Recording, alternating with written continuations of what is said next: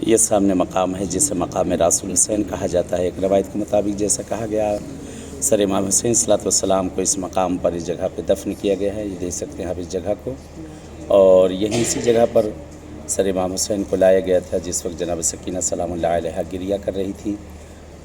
جیسا کہ روایتیں ہیں کہ ایک روایت کے مطابق آپ کا سر یہاں دفن ہے، ایک روایت یہ ہے کہ مولا علی کی زری کے اندر ہے، اور ایک روایت کے مطابق ہے ایجپٹ کے اندر مصر میں ہے، اور ایک روایت کے مطابق کہ جہاں مولا حسین کی قبر ہے اس جگہ پر دفن کیا گیا ہے۔ یہ مقام ہے، یہ جگہ ہے کہ جس کو زندان شام بھی کہا، دربار کے اندر یہ جگہ موجود ہے، اور یہاں پہ وہ مقام ہے سامنے محراب کی جہاں جناب زینب سلام اللہ علیہا جس جگہ پر عبادت کرتی تھی۔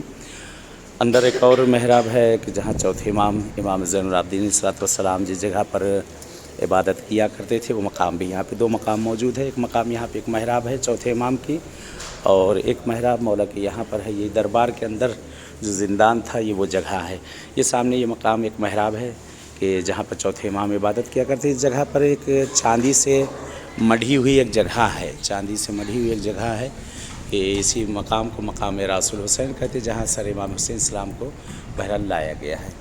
انشاءاللہ دعا کرتے ہیں پروردگار انشاءاللہ آپ سب کو بھی آنا نصیب کرے۔ انشاءاللہ میں بھی دعا گو ہوں کہ جیسے ان مقامات پہ زیارت ہوئی، انشاءاللہ آپ لوگ بھی آئیے انشاءاللہ مولا کی بارگاہ میں، اور خدا آپ سب کو بھی نصیب کرے۔ انشاءاللہ اپنی دعا میں بھی اس حقیر کو یاد رکھیے گا، اور میں بھی انشاءاللہ دعا گو ہوں۔